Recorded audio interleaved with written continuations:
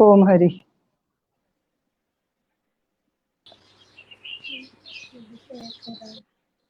राधे राधे। आप सभी को मेरा कोटि कोटि प्रणाम। आज हमारे लिए बहुत ही सौभाग्य का विषय है और शायद शब्दकोश में शब्दों की भी कमी है, क्योंकि आज हम पर अनुग्रह करने के लिए, हम पर कृपा करने के लिए राष्ट्र की एक दो मात्र शक्ति, जिन्होंने समग्र विश्व में अपनी भारतीय संस्कृति की, अपनी राष्ट्र सेवा की जागृति पूरे भारत ही नहीं बल्कि पूरे विश्व में की है। तो मैं एक बार सबसे पहले तो साध्वी जी का, दीदी माँ का मेरी ओर से और जितने भी भक्त हमसे जुड़े हैं उनकी ओर से मैं खूब खूब कोटि कोटि प्रणाम करती हूँ। आशीर्वाद। बहुत वैसे मुझे परिचय की तो कोई आवश्यकता है ही नहीं, किंतु एक परंपरा रहती है तो मैं एक प्रणम्य भाव से सबसे पहले हमारे साथ है ऋषिकेश से परम पूज्या साध्वी भगवती सरस्वती जी, जिनका जन्म भले भारत की भूमि पर ना हुआ हो, किंतु भारतीय संस्कृति उनके रोम रोम में व्याप्त है। गंगा मैया की कृपा, साक्षात गंगा मैया की पवित्रता उनके स्वरूप से झलकती है। और साध्वी जी, आपके विषय में मैंने थोड़ा और पढ़ने का प्रयास किया तो इतनी सारी उपलब्धि है, अगर मैं गिनाने लग जाऊं तो शायद आज पूरा ये जो वार्तालाप है उसी में निकल जाएगा। तो मेरा बड़ा सद्भाग्य है कि आप मेरे छोटे से निवेदन पर यहाँ पधारे। बहुत बहुत आपको प्रणाम। साथ ही साथ अब मैं क्या कहूँ, मेरे हृदय में बड़ा आनंद का आज उद्गार है। मैं कैसे उसको प्रकट करूं। हम सबकी, मेरी ही नहीं बल्कि मेरे जैसी अनेक ऐसी कन्याएं हैं जिनकी आप मार्गदर्शिका हैं, आराध्या हैं, और न जाने कितनों पर आपके वात्सल्य की कृपा की वर्षा होती है और वात्सल्य की छाया में समग्र विश्व आनंद प्राप्त करता है। ऐसी हम सबकी पूजा परम पूज्य साध्वी श्री दीदी माँ रितंबरा जी, आपको भी मेरा कोटि कोटि प्रणाम। सबसे पहले मैं दीदी माँ से निवेदन करूंगी कि जैसा हम सब जानते हैं अभी लॉकडाउन चल रहा है, आप वात्सल्य ग्राम में ही है और आपका प्रेम हमने हमेशा देखा है, किंतु हो सकता है कथाओं के कारणवश आप उतना समय ना दे पाती हो, लेकिन अभी आप वात्सल्य ग्राम में है, पूर्ण समय भी दे रही है। तो आपका ये जो लॉकडाउन का समय है ये कैसा व्यतीत हो रहा है?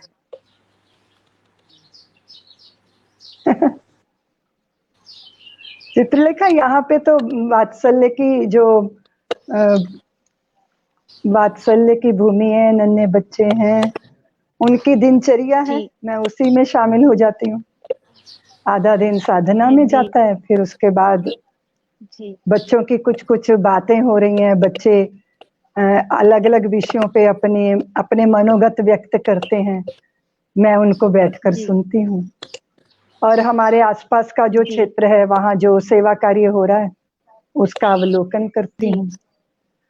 और क्योंकि आपने सही कहा कि बहुत लंबे समय बाद मुझे इतना लंबा, शायद सबका ये अनुभव है कि सब लोगों को अपने स्थान पे इतने लंबे काल तक रुकने का अवसर मिला है। और प्रवासी जीवन में क्या होता है कि ना तो अपना कोई आसन होता है, ना कोई अपना आश्रय होता है, तो अपनों का हृदय ही अपना घोंसला होता है। इसलिए हम जैसे लोग बिना घोंसले के पंछी उड़ते रहते हैं। और अब वात्सल्य में रुकना हुआ है तो बच्चे कहते हैं कि दीदी माँ अपने पंख बहुत बड़े बड़े फैला दो, और हम उन पंखों के अंदर बैठ के सुख लेना चाहते हैं। तो बहुत छोटी छोटी चाह होती है, छोटा मन, छोटा दिमाग, छोटी बुद्धि, उसमें छोटी छोटी इच्छाएं, नन्ही नन्ही तितलियों जैसी। और बच्चों के साथ बच्चा बन जाना बहुत सुखद अनुभव। देता है। देवी चित्रलेखा आप तो जानती हो कि जो बड़प्पन होता है ना, ये हमें बोझिल कर देता है। उत्तरदायित्व का हो बोध, चाहे किसी भी तरह का बोध हो, और कदाचित कभी कभी विद्वता भी बोझ बनती है, और कभी कभी जिम्मेदारियां भी बोझ बनती हैं। तो जब बच्चों में बैठते हैं तो बच्चों के साथ बच्चे हो जाते हैं, तो मैं ऐसा ही अनुभव बच्चों के साथ जो है वो कर रही हूँ। दिनचर्या बच्चों की निश्चित है, तो मैं दिनचर्या में जो आधे दिन के बाद बच्चों के साथ शामिल हो जाती हूँ, उनकी बातें सुनने के लिए। और वो तो आपको पता ही है कि वत्सल भाव जब होता है ना, तो तोतली बातें सुनने में भी बहुत सुखद अनुभव होता है। पहले तो यहाँ पे घरों में अलग अलग बच्चे परिवार हैं, तो पहले ये थोड़ा था कि सब लोग ना मिलें। अब थोड़े दिन से थोड़ा प्रॉपर डिस्टेंस बना के सब लोग सामूहिक कुछ कुछ करने का प्रयत्न कर रहे हैं। अच्छा, बहुत अच्छा, बहुत अच्छा।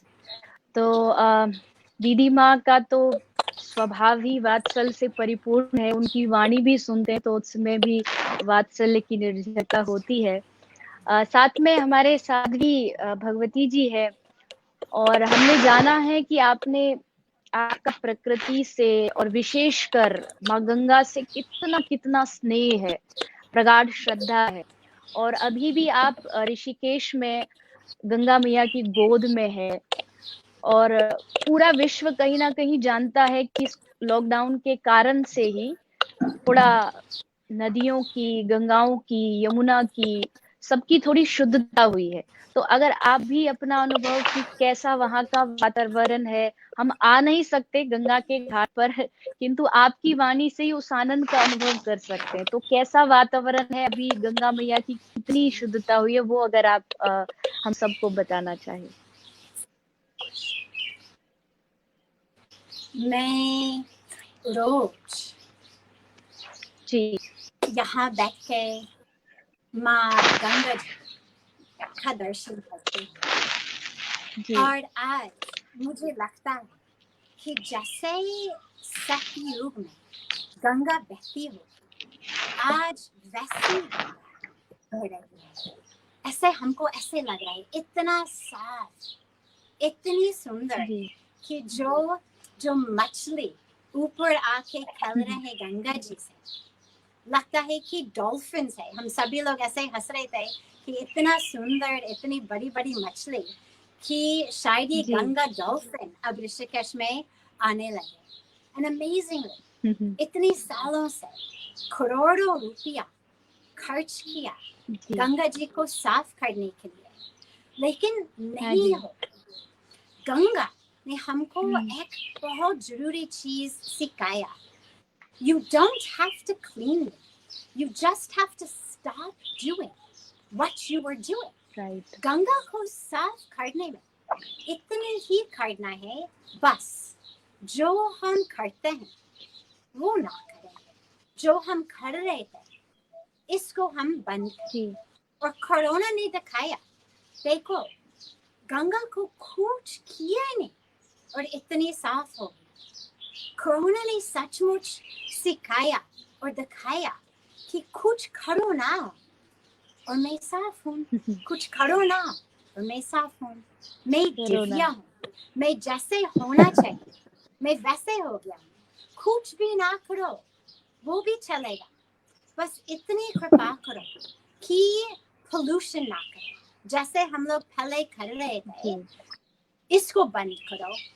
और अगर आप ऐसे देखेंगे कि usually there's 3 different types of pollution जो गंगा जी और यमुना जी में जाते हैं। नंबर 1 अपनी स्वेज, लेकिन इवन लॉकडाउन में भी सभी टॉयलेट तो जाते हैं, कोई टॉयलेट जाने के बंद तो नहीं हुआ, तो स्वेज का फर्क नहीं हुआ। जितनी स्वेज पहले जा रहे थे इतना, that much is still going, that has not been a change.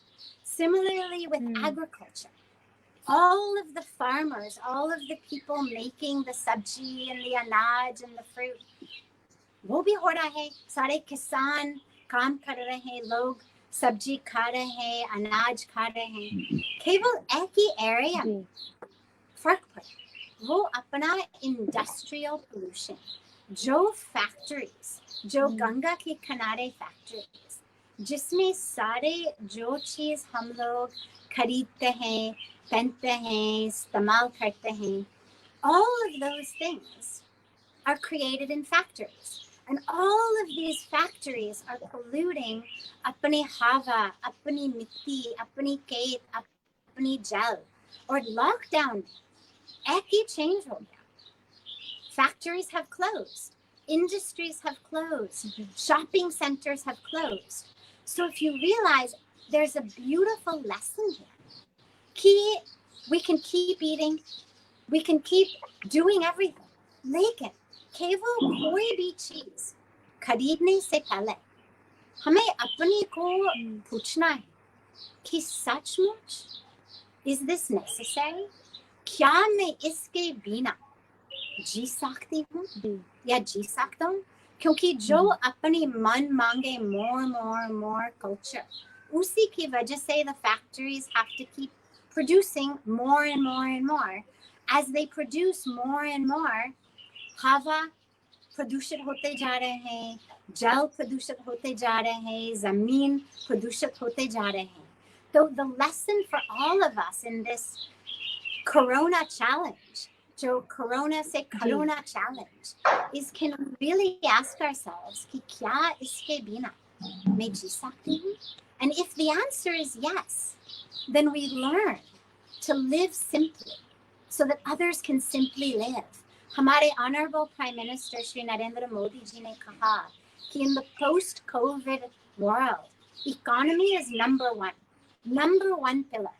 और उसके साथ क्या can we have a green economy, an eco economy, जिसमें गंगा जी भी खुश है, हम भी खुश है, हवा भी खुश, मिट्टी भी खुश, और हम भी खुश. And that's the economy, that green economy, that eco economy, जो बहुत जरूरी है आजकल. And that is really the lesson of this Corona कथा. मैं सोच रही थी कि दुर्भाग्य से लोग शायद कथा से सीख नहीं पाए, लेकिन इसी कोरोना कथा से I pray, I hope कम से कम लोग सीख पाए. बिल्कुल सही. वैसे भगवती जी हमारी संस्कृति तेन त्यक्तेन भुंजिता की बात करती है कि त्याग पूर्वक भोगने से ही सुख है. ये जो प्रारंभ से पढ़ाया जाता है कि आवश्यकताएं असीम हैं, साधन सीमित हैं, ये बिल्कुल गलत बात है.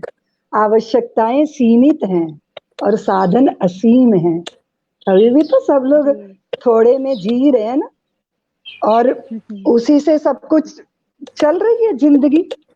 और आप देखिए कि सारी प्रकृति प्रफुल्ल हो गई, प्रसन्न हो गई. आपने सही कहा कि व्यक्ति कैद हो गया, मनुष्य बंद है, लेकिन सारी प्रकृति आजाद हो गई और अपने स्वरूप में आ गई. और आप सच कह रही हैं कि ये कोरोना नहीं है, ईश्वर का करुणा अवतार लगता है, क्योंकि हम रुक के सोचें तो. और दूसरी बात ये है कि अभी ये वाला जो वायरस है, ये मनुष्य की निरंकुश महत्वाकांक्षाएं और लालसाओं का दुष्परिणाम है. और अगर मनुष्यता नहीं चेती तो इससे भी भयंकर वायरस सारी मनुष्यता को ग्रसित करेंगे. इसलिए हमारे भारत में तो हमेशा ये चिंतन चलता था कि मनुष्य अधिकारों के लिए नहीं है, वो उत्तरदायित्वों के लिए है. मानवीय अधिकारों की लालसा हमारे संस्कारों में ही नहीं दी गई थी. जिम्मेदारियां, उत्तरदायित्व, पशु पक्षी जड़ जंगम सबका जिसने पूरा ध्यान रखा है, देश अवस्था काल पात्र लख मानव कर्म विधान रचा है, ज्ञान भक्ति सत्कर्म समन्वित बहती जिसकी सुरसरी धारा, वही हमारा धर्म सनातन पावन हिंदू धर्म हमारा. उसने हमें प्रकृति से जोड़ा. और आज हम अगर रुग्ण हैं मानसिक और शारीरिक दृष्टि से, क्योंकि हम प्रकृति और परमात्मा से विलग हो गए. तो इस सारी महामारी ने कितना कुछ दिया है सोचने के लिए. और आप सही कह रही हैं कि हमें आशा करनी चाहिए कि अब जीने के तरीके अलग होंगे. अब हम प्रदर्शन के लिए दिखावे नहीं करेंगे, क्योंकि अब वो मौका ही नहीं होगा, क्योंकि अब कोरोना के साथ जीना सीखना है। तो फिर सारा जो दिखावा है किस लिए, हम दूसरों की नजरों में इज्जत पाना चाहते हैं। और जिस दिन हम अपने कर्तृत्व में उतरते हैं तन्मयता से, तो हम अपनी आंखों में इतने सम्मानित हो जाते हैं, हमें दूसरे से सम्मान पाने की जरूरत नहीं रह जाती। और तब व्यक्ति अपने आप में स्थित होकर धन्य होता है, और उससे जो उससे होता है, जो उसका कर्म होता है, वो फिर सुकर्म बन जाता है, सदकर्म बन जाता है। तो आप तो भाग्यशाली हैं भगवती जी, जो आप भगवती गंगा का दर्शन कर रही हैं। उनकी उतने वो सपना जो हम सोचते थे कोई सरकारें नहीं पूरा कर सकती थी, और ईश्वर ही कर सकते हैं। कुदरत ने अपना शोधन किया है और मनुष्य के मुंह पर एक चपत भी लगाई है कि तुम धरती के मालिक नहीं हो, धरती के मेहमान हो, अपनी मर्यादाओं में रहो, अपनी सीमाओं का लंघन ना करो। ये बहुत सुंदर संदेश, वो जैसे हमारे प्रधानमंत्री जी ने कहा कि आपदा को अवसर बनाओ, बहुत सुंदर संदेश था कल उनका कि कैसे जीना है, कैसे अपने को पैरों पे खड़ा करना है, और कैसे भारत के वो भारत का जो चिंतन है उसको सारे विश्व को देना है। और भगवती बहुत साल पहले मैंने कुछ लिखा था कि जीवन के प्रत्येक मोड़ पर मैं अपनों से पूछ रही हूँ कि हम दुनिया को बदल रहे कि हमको बदल रही है दुनिया। तो हमने दुनिया को संदेश देना था, हम स्वयं ही दिग्भ्रमित हो गए। लेकिन सच है, विपत्ति का काल ऐसा ही होता है कि व्यक्ति रुकता है, ठहरता है, विचार करता है ना देवी जी? और दीदी माँ, आपने एक बार मैंने आपका उद्बोधन श्रवण किया था, उसमें मुझे बहुत अच्छी बात लगी। यमुना जी के विषय में था, तो आपने अपने भाव रखे थे कि यमुना जी की पवित्रता अक्षुण्ण है, बात प्रश्न सिर्फ शुद्धता का है, उनकी स्वच्छता का है। उनकी पवित्रता तो चाहे कितनी भी गंदगी आ जाए, पवित्रता न गंगा मैया की न यमुना मैया की कभी नष्ट नहीं हो सकती। अब वो स्वच्छता का कैसे किया जाए, उसके लिए बहुत सारे अभियान भी हुए। हमारे पूज्य मुनि जी भी और आप भी, आप श्री धाम वृंदावन में निवास करती हैं, तो यमुना जी के ऊपर बहुत आंदोलन हुए। तो कहीं ना कहीं आपका वो बिल्कुल एक विचार जो है वो एकदम सत्य हमारे हृदय में उतर रहा है कि प्रकृति ही अपने आप को, ये कह सकते हैं कि अपने आप को ही क्वारंटाइन कर रही है। जो हम खुद नहीं मानते थे, आज वो भगवान ने हमको जबरदस्ती करवाया कि ये मानना ही पड़ेगा। तो वो तो देवी जी आप आपकी भी एकदम जानती है ना, सत्य। जैसे हाँ जी, जो प्रकृति जी माँ के अबोध बच्चे होते हैं, तो प्रकृति माँ उनको बहुत अपने नजदीक रखती है। भूकंप आने से पहले वैज्ञानिक नहीं पता लगा पाते, किंतु गैया अपने खूंटे से रस्सी तुड़वाने लग जाती है, पंछी चीत्कार करने लग जाते हैं, क्योंकि माँ अपने अबोध बालकों को आने वाले संकट का जो है संदेश दे देती है। और मनुष्य को प्रकृति माँ ने बुद्धि दे दी और अपने से अलग कर दिया। बहुत बहुत सुंदर संदेश।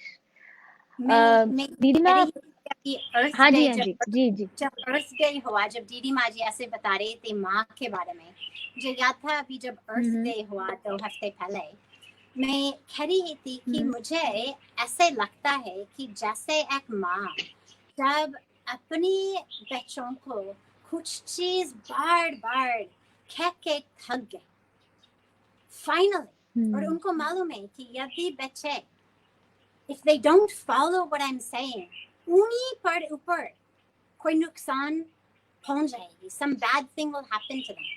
उनको कह के थक गए।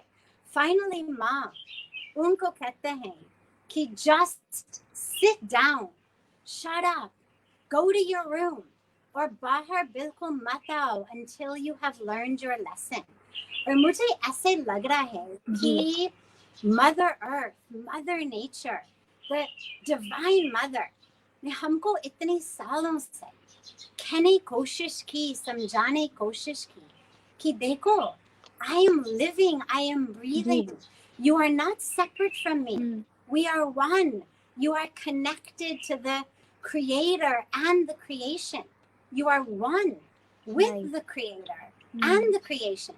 लेकिन हम लोग सीखने के लिए तैयार नहीं थे और फिर माँ ने हमको अपनी रूम्स में भेज दिया, बंद कर दिया कि जी। until we learn our lesson बाहर आने हम्म। नहीं देंगे.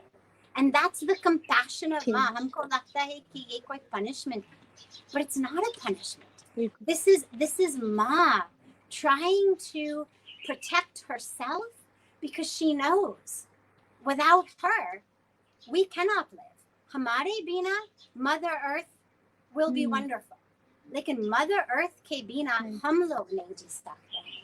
और lastly मैं एक दीदी माँ जी को एक चीज और वो बताना चाह रही थी. जब आप बात कर रहे थे हमारा भारतीय संस्कृति और ये सारे टीचिंग्स जो अपनी संस्कृति में हैं, मैं जहाँ जहाँ मैं जाती हूँ पूरा विश्व में, मैं सबको बताती हूँ कि सारे जो problems that are facing our world today, from depression to addiction to divorce to conflict to wars to environmental destruction and climate change, actually अपनी भारतीय संस्कृति में उसकी master चाबी है.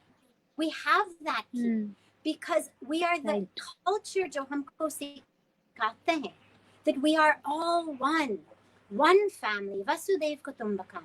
And if we actually take the teachings of Bharatiya Sanskriti, all of these problems of the world सब कुछ solve हो जाएगा. जी. केवल कोरोना नहीं बल्कि डिप्रेशन से लेकर क्लाइमेट चेंज तक. बिल्कुल बिल्कुल.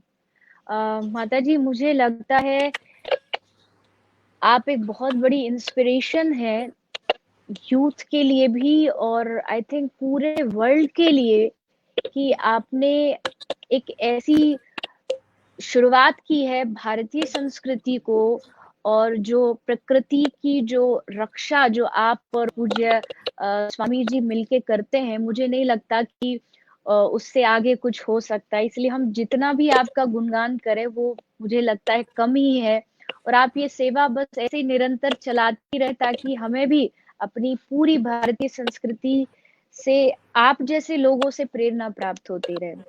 तो शायद हमारे साथ अभी दीदी माँ का थोड़ा सा कोई टेक्निकल इशू है इसलिए थोड़ा डिस्कनेक्ट हो गए, वापस आएंगे. तब तक मैं आपसे एक क्वेश्चन, क्योंकि मैंने बताया मैंने आपका पूरा डिटेल पढ़ा, यूएस यूनाइटेड स्टेट्स में आपका जन्म हुआ और फिर आप ऋषिकेश में पूज्य स्वामी जी के सानिध्य में धर्म का प्रचार कर रहे हैं. तो बहुत सारी संस्थाओं से बहुत सारे सेवा कार्यों को आप निरंतर चला रहे हैं. उसमें एक बहुत बड़ी जो सेवा है वो है कन्याओं की शिक्षा की. जो भी बच्चे हैं, लड़कियां हैं, लड़के हैं, उनके लिए जो एजुकेशन आप प्रोवाइड करते हैं अपने संस्था की तरफ से, तो उसके विषय में हम सब जानते हैं आज का जो टाइम है कहीं ना कहीं खासकर भारतवर्ष में जो है, यहाँ जो बेटी बचाओ बेटी पढ़ाओ जो आंदोलन हमारे माननीय प्रधानमंत्री महोदय ने दिया है, तो हम सब जानते हैं कि अगर एक पुत्र पढ़ता है, अगर एक पुत्र को एजुकेट किया जाता है तो वो कहीं ना कहीं एक वंश को ही आगे बढ़ाता है. लेकिन अगर एक पुत्री, एक लड़की एजुकेटेड हो तो वो दोनों कुलों को, यानी जहाँ उसका मायका है, जहाँ जन्म हुआ, और उसका ससुराल, दोनों कुलों को वो अपनी शिक्षा से अभिभूत करती है. तो आप लोगों को इस विषय में, बहुत सारे लोग हैं जो अभी भी कन्याओं की शिक्षा का विरोध करते हैं कुछ ऐसे स्थानों पर, उनको आप क्या प्रेरणा देना, अपने विचारों से देना चाहेंगे कि उनको हर कन्याओं को पूर्ण शिक्षा प्रदान करनी चाहिए? देवी जी, ये बहुत सुंदर क्वेश्चन और सुंदर टॉपिक, क्योंकि लड़कियों के लिए शिक्षा बहुत ही जरूरी है. Where girls are educated and uplifted and inspired and empowered, those are the societies पूरा विश्व में that really thrive. आज COVID की pandemic में the countries that actually are doing the best in the COVID war are the countries that are headed by a woman. चाहे Germany हो, चाहे New Zealand हो, चाहे ताइवान हो, नॉर्वे हो, डेनमार्क, फिनलैंड, बेल्जियम, जो countries that actually started to flatten the curve, the earliest, the fastest, the best countries that were headed by women. America में, there's a company called Morgan Stanley, and they do a lot of research with regard to finance and business and so many things. But उन्होंने एक research जो country, जो companies जिसमें strong women leadership हो, those countries are almost 40% more successful. तो हम देख रहे हैं, even at the highest level, चाहे देश की head, चाहे कोई बड़ी कंपनी की head, जहाँ नारी शक्ति है, वहाँ चाहे देश, चाहे एक company, they are not only surviving, but they are thriving. They are succeeding in huge and beautiful new ways. और जैसे आपने कहा कि एक नारी, she impacts not just her family of origin, but she impacts the family into which she's going. इसलिए यदि अपनी लड़कियों को पढ़ाएंगे, अगर हम बेटी बचाओ बेटी पढ़ाओ की योजना, if we really get involved in that, we are not only educating a girl. ये योजना केवल लड़कियां की शिक्षा के बारे में नहीं है, ये योजना पूरा देश की विकास के लिए है. Because where our girls are educated, where they are empowered, where they are uplifted, that is where the whole society blossoms. And we know that where there is education, there is health. अगर हमारे बच्चे, if our girls go to school, or ठीक से they study in school and they learn, they actually are healthier because they're much more likely to do things like wash their hands, maintain sanitation, maintain hygiene, ठीक से खाना खाएंगे, ठीक से अपना health maintain करेंगे. So what we know is that shiksha or स्वास्थ्य go hand in hand. और यदि हम सचमुच एक स्वस्थ भारत चाहिए, we need एक शिक्षित भारत, especially हमारी नारी शक्ति के लिए. जी बिल्कुल. दीदी माँ, आप थोड़ा डिस्कनेक्ट हो गए थे, मैं विषय बता देती हूँ, थोड़ा चर्चा कर देती हूँ. आप भी और पूज्य साध्वी जी भी विशेषकर जो मातृशक्ति होती है, हमारी जो कन्याएं हैं, उनकी शिक्षा के लिए बहुत प्रयास करते हैं. और आपने तो पूर्ण रूप से ही अपना जीवन मातृशक्ति को, राष्ट्र को समर्पित किया है. तो मैंने यही साध्वी जी से निवेदन किया था कि जैसा आप भी जानते हैं, और मैंने बहुत बार आपके उद्बोधनों में श्रवण भी किया है, कि कहीं ना कहीं नारी की जो शिक्षा है, जो कन्याओं का जो शिक्षा का स्तर है, भारतवर्ष में बढ़ना चाहिए. और उसके साथ साथ इस विषय पर भी हम बहुत चर्चा करते कि गर्भ में जो कन्याओं को उनके जन्म से पूर्व ही उनको मार दिया जाता है, उसके विषय में भी आप बहुत अपने उद्बोधनों में अपने विचार व्यक्त करते हैं. तो ऐसा क्या हम कदम उठा सकते हैं, या क्या प्रेरणा आपके माध्यम से, क्योंकि आप समाज का एक मार्गदर्शन करने के लिए सबसे अच्छा एक साधन आपके पास, और आप करते हैं, लोग आपकी मानते हैं, आपके विचारों को समझते हैं, सुनते हैं. तो क्या आप अपने विचार किस तरह लोगों तक पहुंचाएं कि भ्रूण हत्या जो बढ़ती है, या फिर जो कन्याओं की शिक्षा, उस पर क्या करना चाहिए? असल में अगर भारत के मूल स्वरूप को देखें तो वहाँ हमारी संस्कृति में, धर्म में, परंपरा में स्त्री का स्थान बहुत प्रतिष्ठापूर्ण है.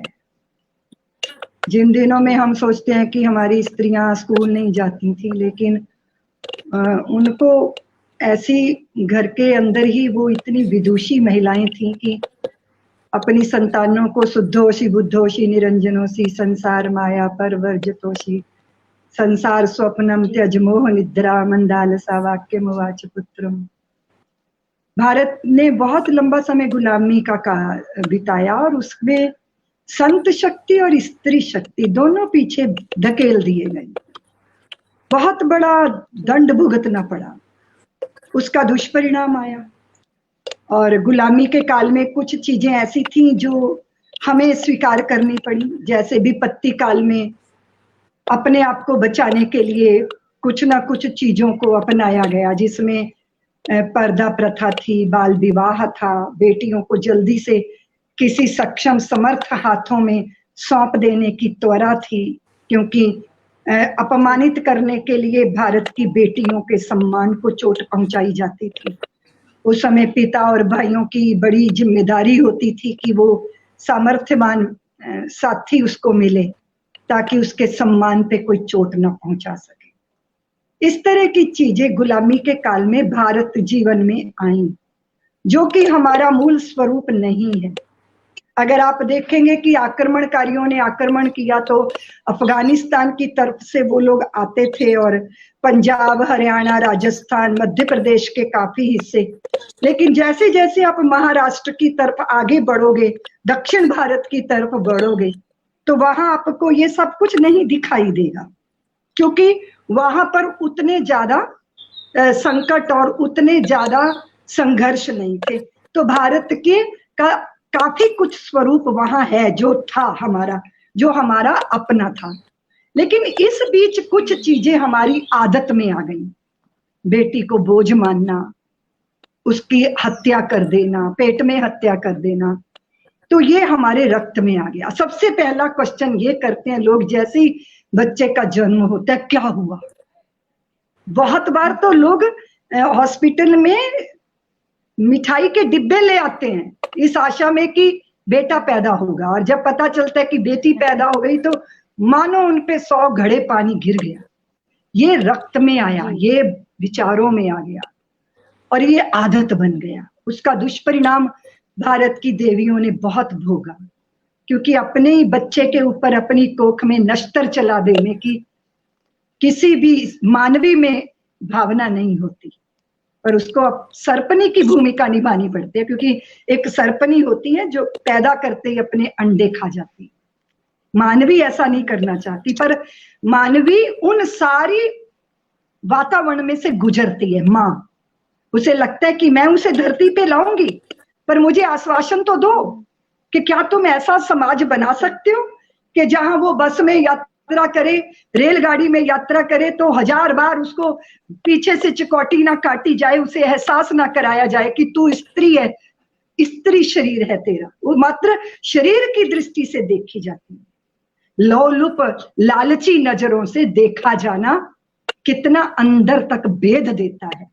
वो माँ इन सारी अनुभूतियों से गुजरती है, इसलिए वो बच्ची पैदा करना नहीं चाहती।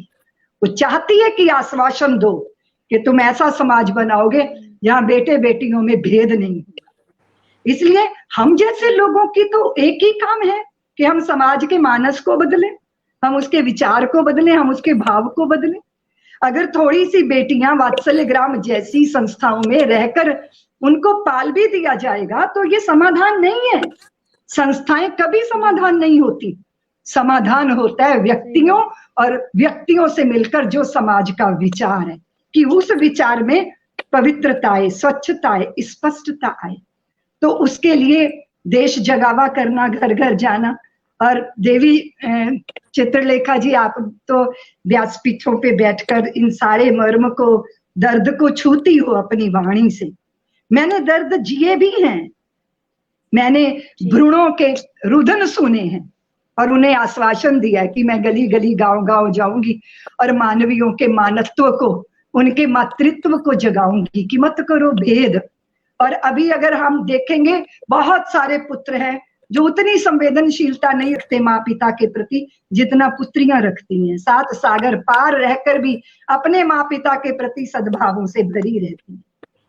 दूसरी बात शिक्षा की, जो आजकल की शिक्षा है वो हमें कहीं भी आश्वासन नहीं देती। चित्रलेखा जी, अगर पढ़ने लिखने के बाद हमें सिर्फ इतना ही लगता है कि मेरे कैरियर का सवाल है, भारत में भी वो दृश्य हम देखते हैं कि माँ कहती है कि मैं तुम्हें नौकर से पलवाऊंगी क्योंकि मेरे कैरियर का सवाल है, और फिर वही बच्चा बड़ा होके कहते हैं हम आपको वृद्धाश्रम छोड़ेंगे क्योंकि हमारे कैरियर का सवाल है। अगर ये तथाकथित शिक्षा सिर्फ हमें हमारे कैरियर तक की हमें सीमित कर रही है और अपने उत्तरदायित्व से हमें वंचित कर रही है, तो ये शिक्षा है, ये विद्या नहीं है। विद्या वो है जो हमें कर्तव्य बोध करवाती है, और वो भारत के विद्यालयों में होनी चाहिए। इसलिए डिग्री लेके कभी कोई इंसान नहीं बनते। जो पढ़े लिखे, जो गैर पढ़ा लिखा आदमी है वो थोड़ी चोरी करता है, ये तथाकथित पढ़े लिखे पूरे समाज के ऊपर डाका डालते हैं। इसीलिए वो शिक्षा जो संस्कारों से युक्त हो, जिसको भारत ने विद्या कहा था, जिस विद्या ने हमें मुक्त किया था अपनी ऐशनाओं से, महत्वाकांक्षाओं से, अपने मन से, और आज शिक्षित होके हम अपने माँ पिता से मुक्त होना चाहते हैं, हम उनके प्रति अपने उत्तरदायित्वों से मुक्त होना चाहते हैं। इसीलिए भारत को रुक के चिंतन करना होगा कि आप देख लीजिए चित्रलेखा जी, बहुत सारे माँ पिता हमको इतना दुखी होके कहते हैं दीदी माँ 10वीं में बेटी है, मोबाइल का पीछा नहीं छोड़ रही, और बच्चे 10वीं 12वीं पढ़ने के बाद कॉलेज चले जाते हैं तो अपने माँ बाप को मूर्ख समझते हैं। उन्हें लगता है कि जितना ज्ञान हमको है उतना किसी को है ही नहीं। तो वो शिक्षा जो कृतज्ञ बना दे, जो बड़ों की इज्जत ना करना सिखाए, जो उत्तरदायित्वों से ना भरे, जो हमें गहरा इंसान ना बनाए।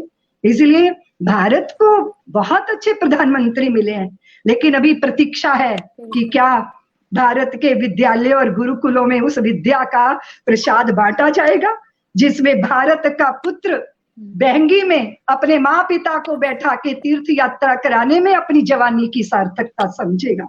ऐसे भारत के निर्माण के लिए सबको तप करना है, साधना करनी है, और बताने की जिंदगी के असली सुख कहाँ है। सुख स्वीकृति में है, अपने संबंधों को स्वीकार करना, अपनी जिम्मेदारियों को स्वीकार करना, और जहां अस्वीकृति है वहां दुख है। इसीलिए डॉक्टर दुखी हैं, इंजीनियर दुखी हैं, बड़ी बड़ी डिग्री वाले और बड़े बड़ी कंपनियों के सीईओ दुखी हैं, क्योंकि उनके पास विद्या नहीं है। और विद्या यह सिखाती है कि स्वीकार भाव से भर जाओ।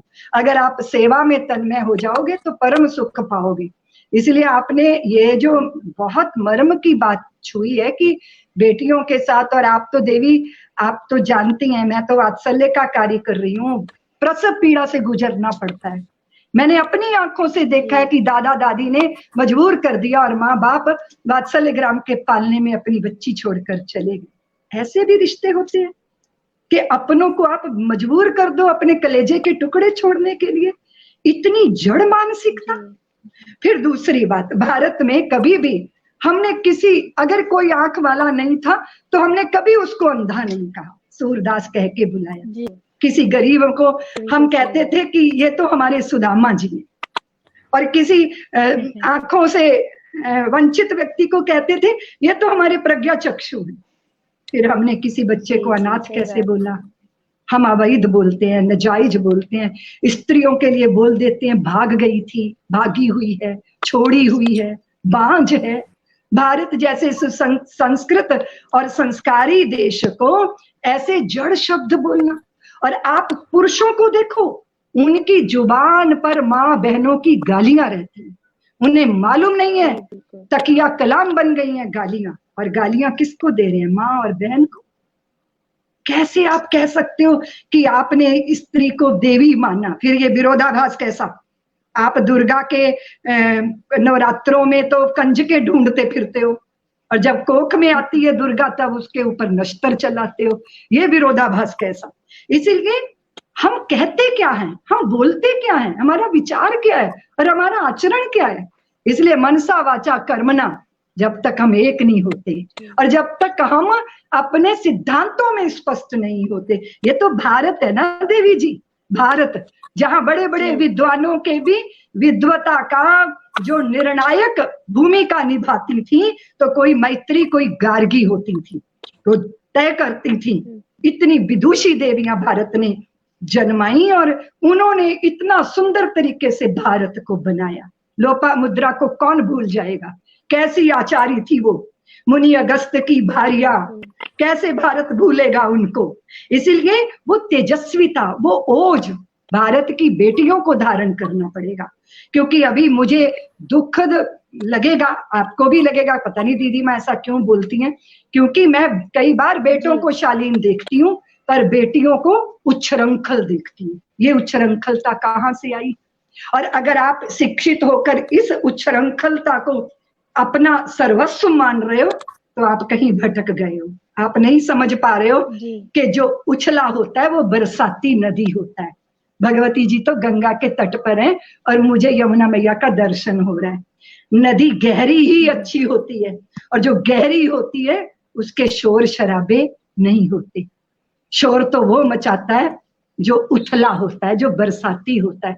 और भारत की बेटियों को गहरा बनना है, आध्यात्मिक दृष्टि से अपनी बुनियाद बनानी है ताकि वो वीरों की, शूरों की माता बने और भारत को गौरव दे और सारे विश्व की स्त्री को बताए कि स्त्री होने के मायने क्या होते हैं।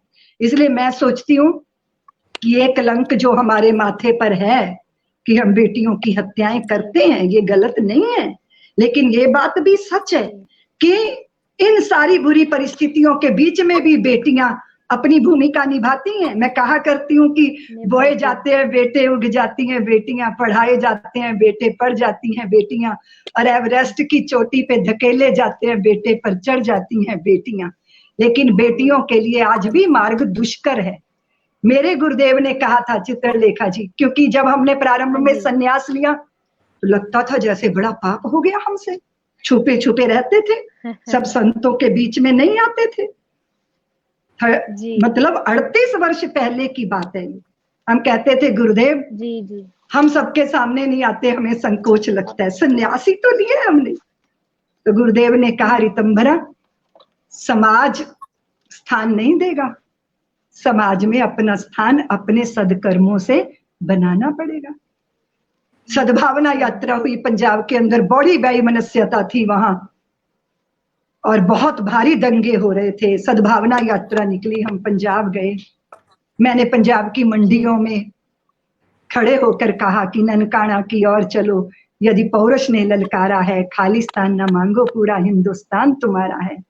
सिसक रहे लाहौर कराची पर अभी तक अधिकार नहीं, महापंचनद की माटी से रहा तुम्हें क्या प्यार नहीं, तक्षशिला बंदी जेलम की मुक्त अभी तक धार नहीं, खंडित है पंजाब समुच्चा कर पाए प्रतिकार नहीं, गुरुपुत्रों ने दीवारों से तुमको पुनः पुकारा है, खालिस्तान ना मांगो, पूरा हिंदुस्तान तुम्हारा है। श्री राम जन्मभूमि का आंदोलन चला, हम लोग उसमें छोटी सी गिलहरी बन के फुदकते रहे, इधर उधर प्रयत्न करते रहे। संतों के बीच में बैठने का सौभाग्य मिला। मेरे गुरुदेव ने कहा कि समाज में जगह नहीं मिलेगी, अपने सदकर्मों से अपना स्थान बनाओ। तो मैं भारत की बेटियों से यही कहना चाहती हूँ कि भारत माता तो आपकी तरफ देख रही है कि आप कैसे भारत की परंपरा को, उज्जवल परंपरा को, अभी देखिए हम भगवती जी को देख रहे हैं, पश्चिम के जगत में पली बड़ी वो बेटी आज गंगा के किनारे, कैसा अद्भुत दृश्य उपस्थित होता है जब आरती होती है परमार्थ आश्रम की। तो मैं निवेदन करना चाहती हूँ कि पश्चिम भारत से प्रभावित हो रहा है और भारत के लोग वो क्या सोचते हैं, वो कहाँ जाएंगे, उन्हें क्या करना है। बिल्कुल चक्कर चल रहा है ऐसा कि हम उन पश्चिम के जगत की वस्तुओं का आकर्षण पैदा हो गया और पश्चिम का जगत भारत के अध्यात्म को जीना चाहता है। लेकिन ये दोष बच्चों का नहीं है देवी चित्रलेखा जी, ये दोष तो हमारी शिक्षा व्यवस्था का है। इसलिए उस शिक्षा व्यवस्था का आधार बदलना चाहिए। इसीलिए इस पर्दे पर पैबंद लगाने से कुछ नहीं होने वाला, ये तो आमूल चूल परिवर्तन की जरूरत है, जहां आध्यात्मिक बुनियाद के साथ। आप देखो देवी जी, सब लोग ऊपर उठना चाहते हैं, सबको आसमान छूना है, तो आसमान तो आतिशबाजी भी छूती है ना, आतिशबाजी चढ़ जाती है आसमान पे और फिर राख बन के लोगों के सर पे गिर जाती है। ऊंचाइयां तो बट वृक्ष छूता है तब जब वो धरती की गहराइयां नाप लेता है। जीवन ऐसा ही होता है कि दो दिशा की यात्रा एक साथ करनी होती है, तो हमारी आध्यात्मिक गहराइयां बढ़े और हमारी सामाजिक, राष्ट्रीय, वैश्विक स्तर पर ऊंचाइयां बढ़े। ऐसी बेटियों की तैयारी, ऐसी बेटियों के दिल में ऐसे बीज बोना, ये ये हम सबका कर्तव्य, हम सबकी जिम्मेदारी है। दीदी माँ जी अद्भुत, मतलब इतनी सुंदर जी आप बात कही। और अगली प्रश्न से पहले मैं बस कुछ कहना चाह रही थी। आई वाज सो टच्ड जो आपने बात कही, जो वेस्टर्न कल्चर और यहाँ की कल्चर और जो अपसाइड डाउननेस कि सब एक दूसरे की तरफ देखने लगे, जो मुझे लगता है कि ये क्यों हो रहा है, क्योंकि अमेरिका में और पूरा वेस्टर्न वर्ल्ड में हमने सब कुछ देख लिया, हमने सब कुछ अचीव किया, प्राप्त किया, अक्वायर किया, लेकिन एंड ऑफ द डे नींद लाने के लिए गोली खानी पड़ती, चाहे अपनी बिस्तर सोना से बनी हुई है, even if our bed is made of gold, नींद नहीं आती बिना गोली।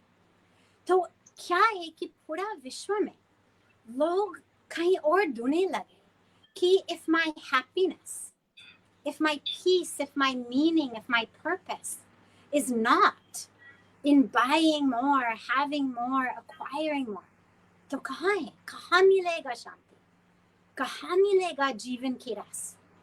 तो सब भारत की ओर और भारतीय संस्कृति की ओर और सनातन धर्म की ओर देखने लगे, योग की ओर, ध्यान की ओर, अपनी परंपरा की ओर, क्योंकि in that tradition is really the answers, the key, that depth of meaning in life.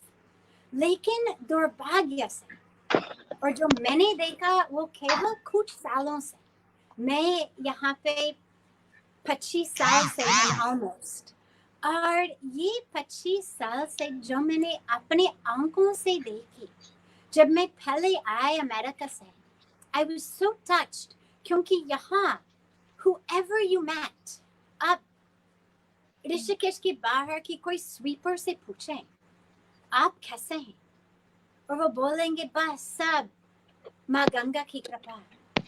The women walking, carrying firewood on their head to cook the evening meal, आप उनसे पूछते हैं माँ कैसे हैं, बस सब भगवान की कृपा। और मैं हमेशा कहती थी उसी समय कि अमेजिंग, जहाँ से मैं आई हूँ, जिनके पास सब कुछ है, you ask them how are you, और इतनी शिकायत, इतनी complaints, इतना grudges, लेकिन दुर्भाग्य से क्या है कि as the Western media, as Western culture, as Western education, अपनी शिक्षा की बात tie in this way, not just शिक्षा but संस्कार, शिक्षा के साथ दीक्षा, शिक्षा के साथ विद्या, as the Western form of education has come in more and more, what we're seeing is people who, as you said so beautifully, उनको लगता है कि मैं बहुत पढ़ी लिखी हूँ, I know everything, जहाँ maybe they've learned everything in the books, but जीना के बारे में, life के बारे में, they don't know anything. They're in the same situation that people in America, मैंने खुद Stanford University से graduation की, PhD करी थी, और जब यहाँ गंगा किनारे आए, परमार्थ निकेतन में आए, मेरा पूजा गुरुदेव जी, पूजा स्वामी चिदानंद सरस्वती जी की चरण में आए, उसी समय तुरंत I realized कि मुझे कुछ भी मालूम, I don't know anything, because I didn't know anything about what really matters.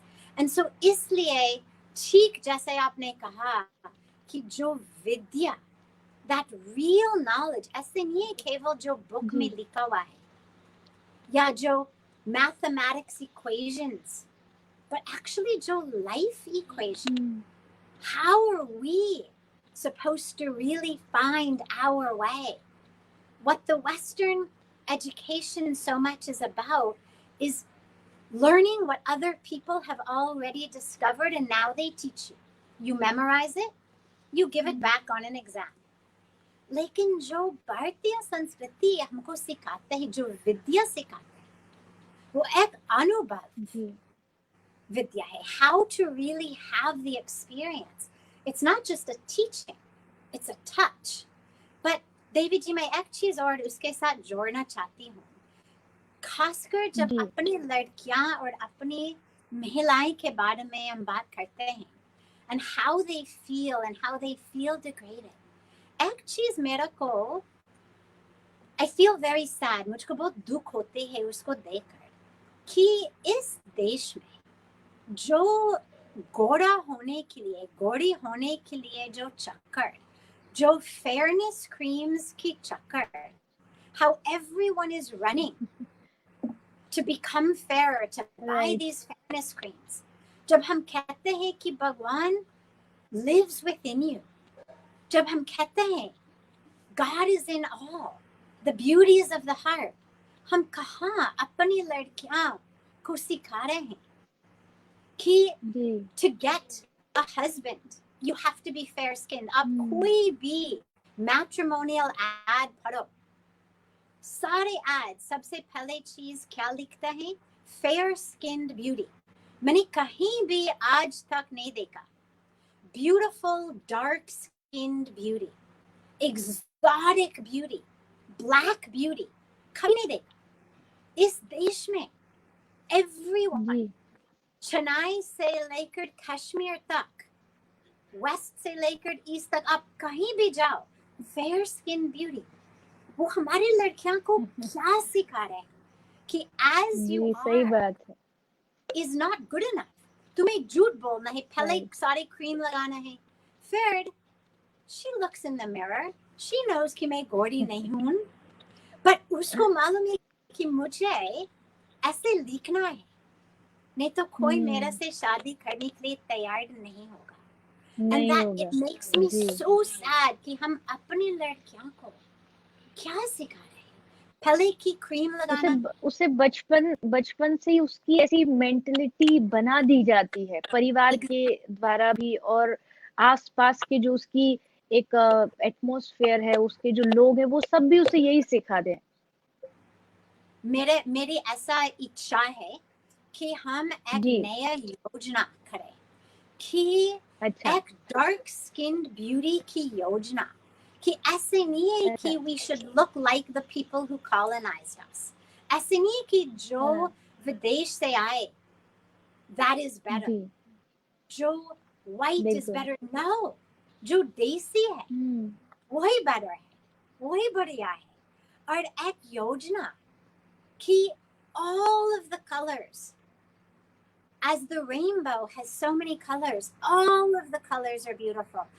जहाँ मैं जाती हूँ लड़कियां के साथ, स्कूल में, कॉलेज में, मैं हमेशा जी सबसे एक संकल्प कराती हूँ कि सभी अपनी फेयरनेस क्रीम्स को कूड़ादान में डालेंगे, एक कोई भी अच्छा. फेयरनेस क्रीम दोबारा नहीं खरीद लेंगे, क्योंकि इस अच्छा. फेयरनेस क्रीम का प्रॉब्लम नहीं है, एक ट्यूब का प्रॉब्लम नहीं है. Problem is the mentality that says, as you are, you're not good enough. As you are, you Right. need to be different. और हमको अपनी लड़कियां को सिखाना है, जैसे तुम हो, तुम दिव्या हो. You are the mother बिल्कुल. goddess. तुम लक्ष्मी हो, तुम सरस्वती हो, तुम दुर्गा हो, तुम माँ हो. It doesn't matter what the color of your skin is. You are divine. Ji And to have them really feel that, ये जब हम सशक्ति के बारे में बात करते हैं, ये सशक्ति कोई ट्यूब से नहीं आएगी. It comes from the inside awareness that who I am is divine and perfect.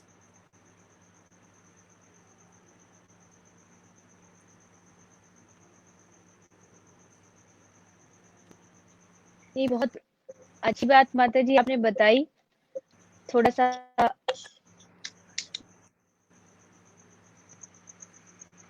जो विशेषकर आज की जो माताएं हैं, और खासकर जो लड़कियां अभी हमें सुन रही है, जो क्योंकि स्पेशली हमने स्त्रियों के लिए ही सभी जो हमसे आज जुड़ी हुई हैं, उनके लिए ये कार्यक्रम विशेष कर रखा है. तो उनके लिए ये एक बहुत अच्छा मैसेज है कि आपको ये बात लोगों तक जो आपने पहुंचाई है, कि किसी भी रूप में अपने आप को किसी से कम नहीं समझना चाहिए। किसी भी रूप से हमें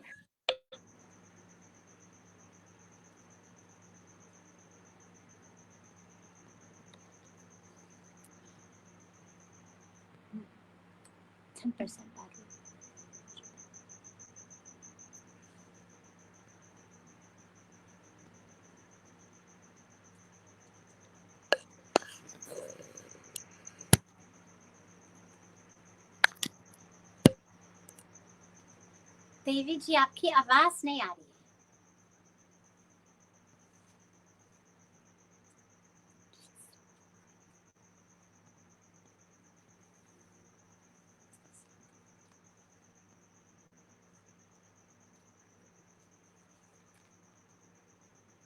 आपकी आवाज अभी नहीं आ रही है, लेकिन जो आप बता रहे थे पहले कि जो स्त्री शक्ति उनको हम कैसे सिखाएं, you are enough, you are whole, you are full. लेकिन हमारे शास्त्र में ऐसे लिखा हुआ है, when we chant पूर्णमदा पूर्णमिदं पूर्णात् पूर्णमुदच्यते पूर्णस्य पूर्णमादाय पूर्णमेवावशिष्यते, हम सब पूर्ण हैं क्योंकि we have been created by the divine, by that which is whole and full and perfect. इसका मतलब है कि हम सभी, भाई चाहे आदमी हो चाहे स्त्री हो, चाहे कोई भी कास्ट हो, कोई भी कलर हो, we are all that full divine wholeness. जब हम मंत्र जप करते हैं अहम ब्रह्मास्मि या सोहम, इसका ये मतलब कि we are that full and whole divinity. तो हमें सब साथ ही साथ हाथ मिला के दिल मिला के we need to do this program अपनी लड़कियां के लिए, to really help them know they are full, they are whole, they are complete. उसमें कोई भी कमी नहीं है, ना स्किन कलर की, ना जेंडर की, ना जाति की. There is nothing but divinity within them. बहुत अच्छा, बहुत अच्छी बात कही माता जी आपने। और मुझे लगता है कि आप जैसी मातृ शक्ति का जब मार्गदर्शन मिलता है तो किसी को किसी उत्तर की आवश्यकता ही नहीं होती है। तो आपका ये संदेश आज लोगों तक बहुत पहुंचा है, मुझे उस बात की बहुत बहुत बहुत प्रसन्नता है। हमारे साथ दीदी माँ भी सम्मिलित रही, लेकिन शायद अभी हमारे वृंदावन के एरिया में थोड़ा सा तूफान का सिस्टम चल रहा है, तो अभी भी थोड़ा तूफान है, इस कारण शायद उनका फोन डिस्कनेक्ट हो गया है। तो मैं बस इतना ही निवेदन करूंगी कि आज जो स्त्री के उनकी व्यक्तित्व के बारे में जो हमें पूज्य परम पूज्य दीदी माँ और परम पूज्य साध्वी जी का मार्गदर्शन हमें प्राप्त हुआ, ये अद्भुत है, अतुलनीय है और इसको शब्दों में वर्णन नहीं किया जा सकता।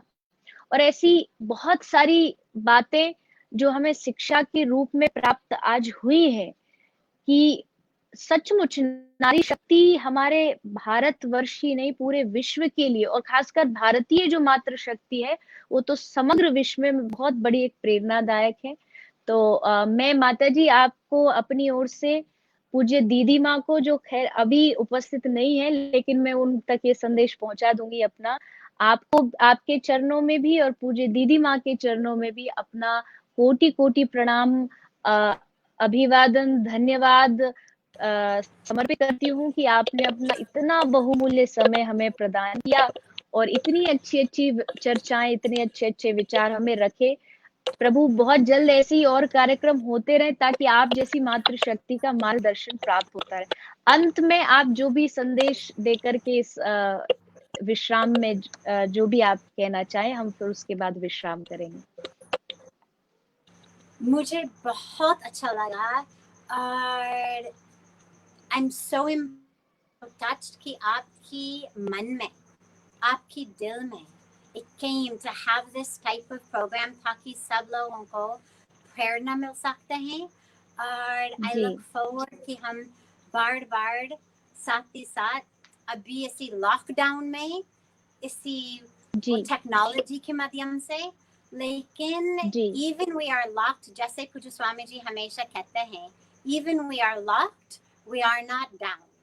दरवाजा बंद है लेकिन हमारे दिल खुला है। तो आई लुक फॉरवर्ड कि हम बार बार दोबारा मिलेंगे, चाहे टेक्नोलॉजी के थ्रू, चाहे लॉकडाउन के बाद, एक्चुअली कमिंग टुगेदर। बिल्कुल, आपको भी मेरा निवेदन है, यहाँ आप जानती हैं गौ सेवा धाम हॉस्पिटल का हम सेवा छोटी मोटी देते हैं, तो आपको भी एक बार अवश्य यहाँ आना है। इस भूमि पर आपके दर्शन होंगे तो हमें बड़ी अत्यंत आनंद का अनुभव होगा। तो आप लॉकडाउन के बाद जैसा भी समय आप अवश्य पधारिए हम सबको दर्शन देने। आपका खूब खूब आभार, प्रणाम हम सब की ओर से, और आप सब पर अपनी कृपा ऐसे ही बनाए रहे। बहुत बहुत प्रणाम आप सबका हमसे जुड़ने के लिए। फिर किसी मूर्ति के साथ, महापुरुष के साथ हम फिर आपसे जुड़ेंगे एक अच्छे विचारों को लेकर के। तब तक आनंद में रहें, सुरक्षित रहें, घर पे रहें और हरि नाम का जाप करते रहें। जय श्री राधे। प्रणाम माता जी।